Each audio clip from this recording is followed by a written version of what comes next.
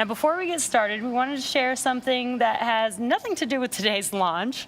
What you're looking at on your screen is this incredible live shot of the moon being captured by one of our tracking cameras down at the Cape. Now, these are the same cameras that we used to track Falcon 9 during launch, and today we're getting a bonus view of the moon, which looks pretty incredible there on your screen. Thanks to our launch engineer, John, who was able to hook us up with this great shot. Just wanted to share that with you all real quick, but now let's get back to the mission at hand. Now on your screen is historic Launch Pad 39A, located in Florida's Kennedy Space Center, set to lift off in about 8 minutes from now at 6:59 a.m. Eastern Time. We've got one of our shorter webcasts today with live coverage ending just after first stage landing and second engine cutoff. We will confirm deployment of our Starlink satellites via SpaceX's social channels, but we'll also leave the mission audio live on our YouTube channel if you'd like to follow along through payload deploy. If for some reason we don't launch today, we do have a backup opportunity on Thursday, May 19th at 6:38 a.m. Eastern Time. For our new viewers out there, Starlink is a constellation of satellites that can provide high-speed, low-latency internet all over the globe, particularly in remote areas where connectivity is limited or completely unavailable. And the rocket that you see on your screen there will be taking additional satellites to space in order to grow our constellation and expand our coverage. Now with that, let's get to know a little bit more about Falcon 9 and the launch pad that we're lifting off from today. Located in Merritt Island, Florida, Launch Complex 39A, or LC-39A, was originally designed to launch NASA astronauts on Saturn V vehicles. In 1967, Launch Complex 39A supported its first mission, launching the uncrewed Apollo 4 spacecraft, as well as the first Saturn V launch. Later, Pad 39A was remodeled to support the Space Shuttle. In addition to the first 24 Space Shuttle flights, this launch pad also supported the final shuttle flights until the fleet was retired in July of 2011. In May of 2013, NASA announced the opportunity to lease Launch Complex 39A, and we signed the lease in 2014. Now, 8 years later, we're well on our way to launch our 49th mission off 39A and our 48th mission of Starlink overall in just a few minutes from now. Now, the vehicle that you see on your screen is our Falcon 9 rocket, and the Starlink satellites are housed in the very top of the vehicle, and that's what you see on your screen. That's a structure called the fairing. Now, the job of the fairing is to protect the Starlink satellites until we reach the vacuum of space. But at that point, we no longer need the fairing, so we will jettison the fairing halves and attempt to retrieve them once they return back to Earth. Both the fairing halves protecting our Starlink satellites today will be flying for the third time on this mission. And below the fairing, we have the second stage. Now, that's that shorter white stage above the black inner stage that houses our Merlin vacuum engine.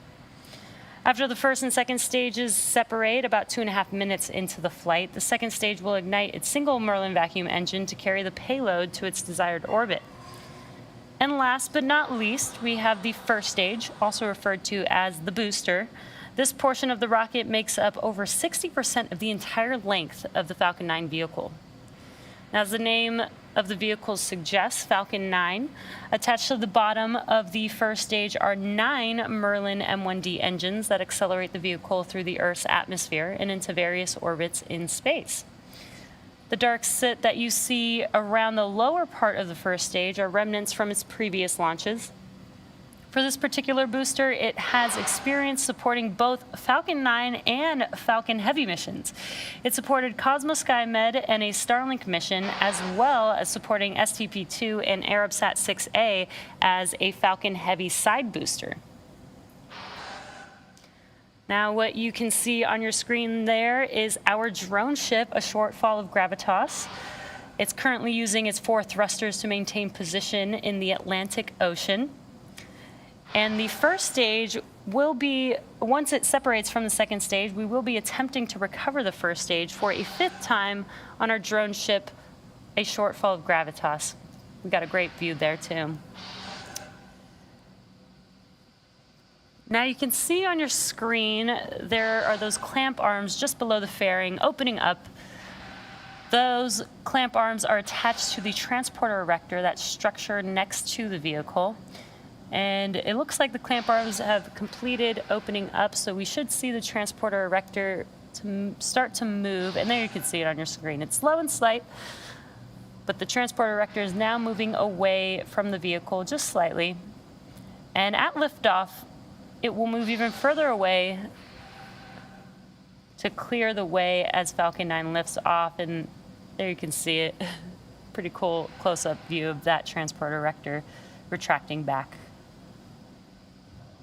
And we're coming up on prop load completion on the Stage 1, LOX load complete. And great timing. We got that call out that LOX load is complete on the first stage. That concludes prop load for first stage. Second stage will be wrapping up around the T-minus 2 minute mark. And we always try to load the LOX as close to T0 as possible. That allows us to keep the liquid oxygen as cold as possible, as dense as possible, so that we can load as much of it as possible into the vehicles.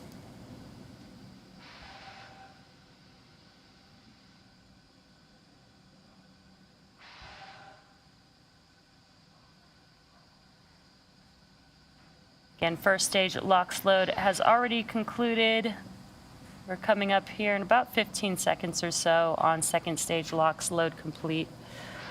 Once we finish prop loading, we have the LOX line on the transporter erector. We will start to clear out that line, so you'll see a lot more of those white clouds because we'll be venting out the liquid oxygen line once we finish prop load.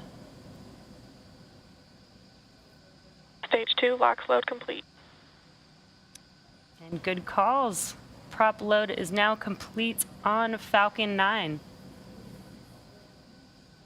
And there you can see on your screen the venting of that liquid oxygen line on the transporter erector, and also a great view of pad 39A. You can see the fixed service structure. And that's used where gas launch closeout. That's where the crewed astronauts will make their way up that fixed service structure and across the crew arm that you can see there when we fly crew. We're coming up on the T-minus 1 minute mark.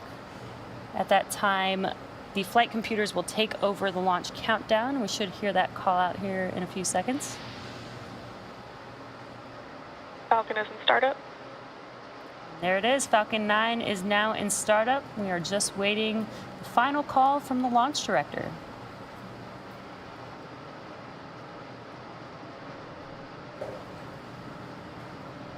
Starlink 418, go for launch. And great news, all systems are go for launch. So let's watch as Falcon 9 takes our 53 Starlink satellites into space. T-minus 30 seconds.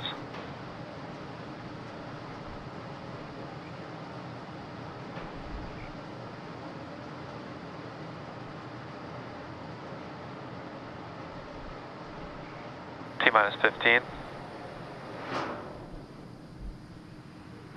T-minus 10, 9, 8, 7, 6, 5, 4, 3, 2, 1.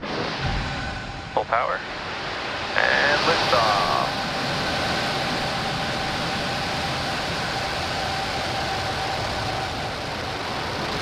Vehicle pitching downrange. Nominal first stage chamber pressures.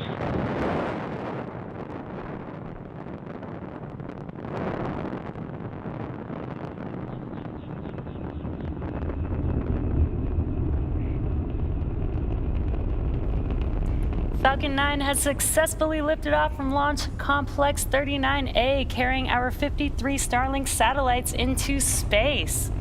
Now, moments ago, we did throttle down the engines on the first stage, and this is in preparation for Max Q. Max Q Power is, and telemetry are nominal.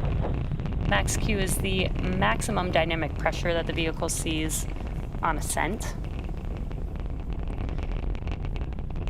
Falcon 9 is supersonic. Great call outs. Max Q should be coming up here in about 10 seconds or so.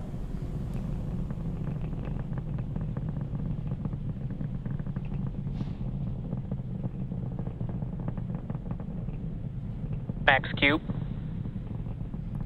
And there's that call out. We just passed through Max Q. Now with that, we have a few events happening back to back very quickly, one after another.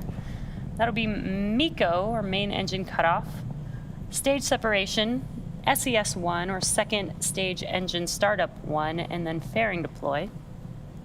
MECO is where all 9 of those engines that you could see lit up on your screen, that is where those engines will shut down, and that helps slow the vehicle down in preparation for the next event, which will be stage separation. That's where the first and second stage separates from each other. First stage will start to make its way back home here on Earth, while the second stage continues on its journey, taking the Starlink satellites with it, with SES1, or second stage engine startup 1, and that's where we will light up that single Merlin engine on the second stage, and that second stage will then propel the Starlink satellites to its targeted drop-off orbit. Main engine cutoff.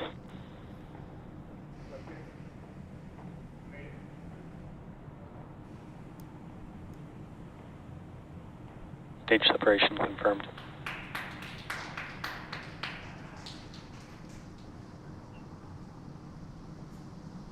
And back startup.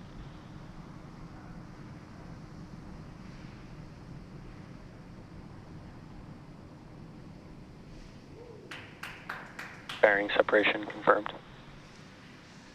Great views of all 4 of those events. We had MECO, main engine cutoff, which we were able to see with the tracking camera.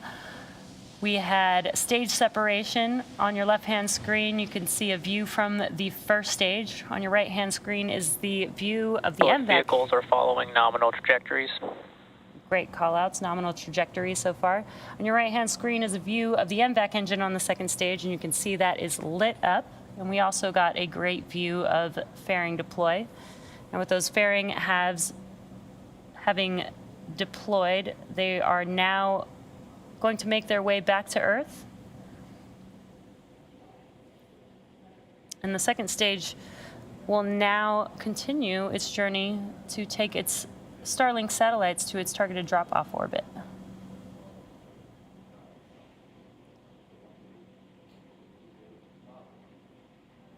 And some awesome views here on your screen with the Earth in the background. Acquisition signal Bermuda.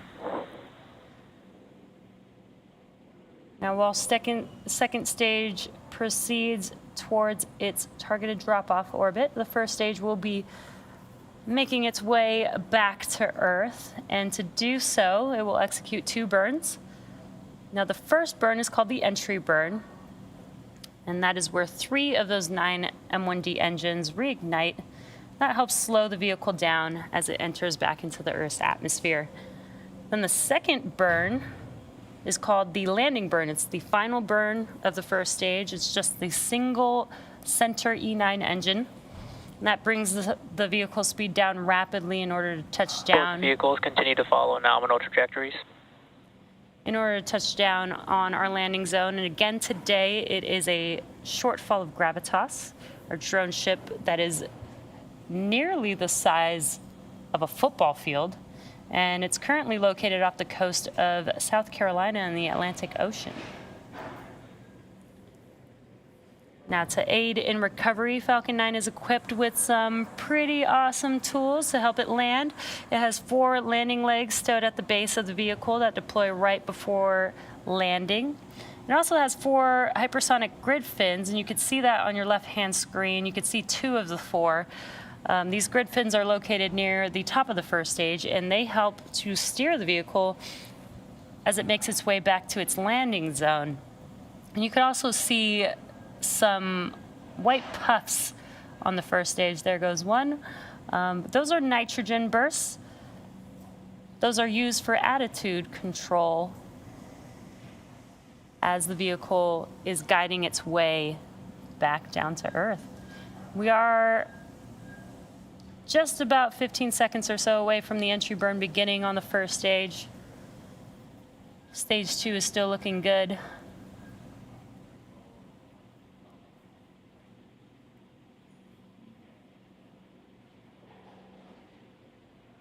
Stage 1 entry burn startup. Stage 1 FTS is saved. And we heard that call out, and you can visually see on your screen those engines lighting back up on the first stage. This entry burn will last about 20 seconds long. And it's just 3 of those 9. Stage 1 entry burn shut down. 3 of those 9 engines, and heard that call out that the entry burn has concluded, and you can visually see that the engines have shut down. Both vehicles continue to follow nominal trajectories. Now there will be a second burn for the first stage. That is the landing burn. But as the vehicle is coasting right now, the atmosphere scrubs most of the velocity on the first stage. So we just need that single 1 engine burn right before touchdown. Each one of these M1D engines have about 190,000 pounds of thrust. That's enough to slow the vehicle down rapidly to make that touchdown landing.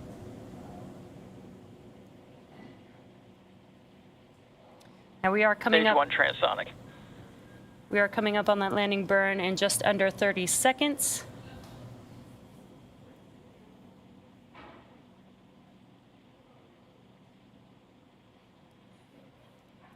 And a great view of first stage here, making its way towards our drone ship, a shortfall of gravitas.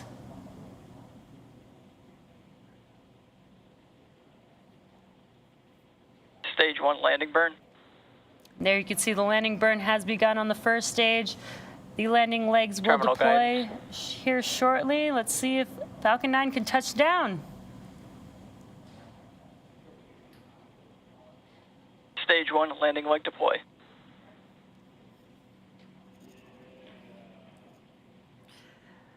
Incredible view there.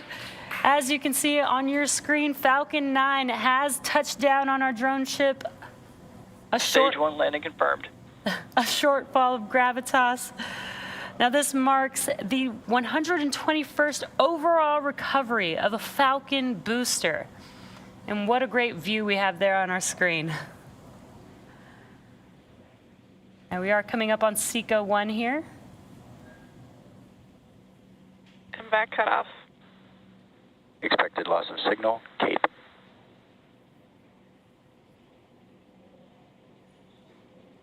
And we have a nominal orbit insertion. And great news, we heard those Stage call 2 outs. FTS is saved. We did lose the live view of second stage, but that was expected. But with confirmation of a successful second engine cutoff and a good orbit, we will be ending our webcast for today. We will confirm deployment of our Starlink satellites via SpaceX's social channels, but we'll also leave the mission audio live on our YouTube channel if you'd like to follow along through payload deploy.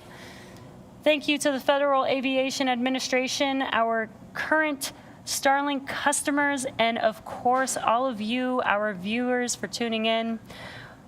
Hope you all enjoy the rest of your week, and we will see you again very soon.